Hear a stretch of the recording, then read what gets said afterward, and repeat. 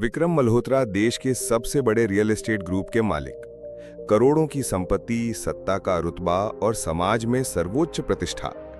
उनकी इकलौती बेटी सौम्या मल्होत्रा, जिसने कभी अपनी जिंदगी में ना शब्द सुना ही नहीं था। सौम्या खूबसूरत थी, तेज थी और अभिमानी भी। उसे यकीन था कि पूरी दुनिया उसकी एक मुस्कान पर झुक जाती है। वो अक्सर कहा करती थी, मेरे सामने सिर्फ दो ही चीजें झुकती हैं, दौलत और लोग। वो बड़े बड़े बिजनेस इवेंट्स में हीरे की तरह चमकती थी।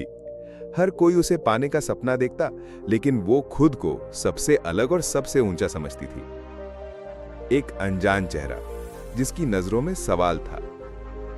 एक दिन विक्रम मल्होत्रा की कंपनी ने एक नए सीएसआर प्रोजेक्ट का आयोजन किया, यूथ एम्पावरमेंट समिट, जहां गरीब तबके से आए युवाओं को बुलाया गया था। सौम्या इस प्रोजेक्ट की ब्रांड एम्बेसडर थी। वो स्टेज पर खड़ी हुई, उसके चारों तरफ कैमरे, तालियां और पत्रकारों की भीड़। तभी उसकी नजर एक लड़के पर पड़ी।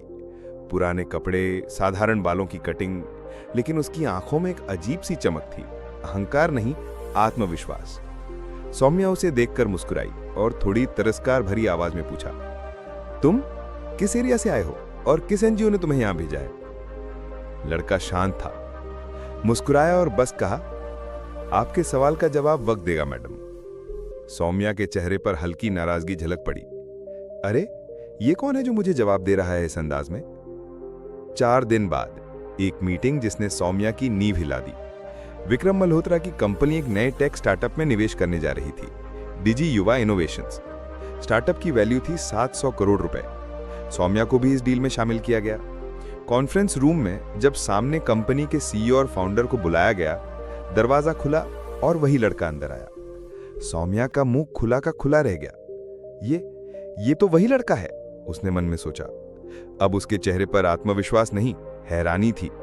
वो झुकी नहीं, लेकिन उसकी नजरें टकराने से डर रही थी। लड़का मुस्कुराया और बोला, मिलिए, मैं आर्यव, डिजी युवा का फाउंडर और सीईओ। और हाँ, किसी एनजीओ ने मुझे नहीं भेजा था, मेरी मेहनत ने मुझे यहां लाया है। सौम्या के चेहरे पर अब तक की सारी अकड़ जैसे पिघल गई थी। मीटिंग खत्म होने के बाद वो खुद उसके पास आई और धीमी आवाज में कहा, मुझे माफ करना, मैंने उस दिन तुम्हें पहचानने में गलती कर दी। आर्यव ने सिर्फ मुस्कुराकर जवाब दिया, आपसे क्या गलती, आप तो बस मेरी आज की हालत को देख रही थी। मेरी मेहनत और संघर्ष तो मेरी कहानी के पन्नों में छिपे थे।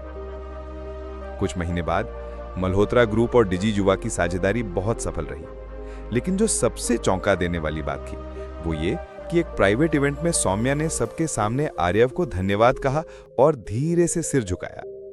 विक्रम मल्होत्रा खुद उस पल को देख रहे थे। उन्होंने धीमे से कहा, जिस लड़की को मैंने कभी किसी के सामने झुकते नहीं देखा, आज वो झुकी है, पर अभिमान से नहीं, सम्मान से। और शायद ये झुकाव उसके दिल की शुरुआत है। आर्यव ने सौम्या की तरफ देखा। उसकी आंखों में अब न कोई घमंड था, न कोई बनावटी मुस्कान, सिर्फ सच्चाई और सम्मान।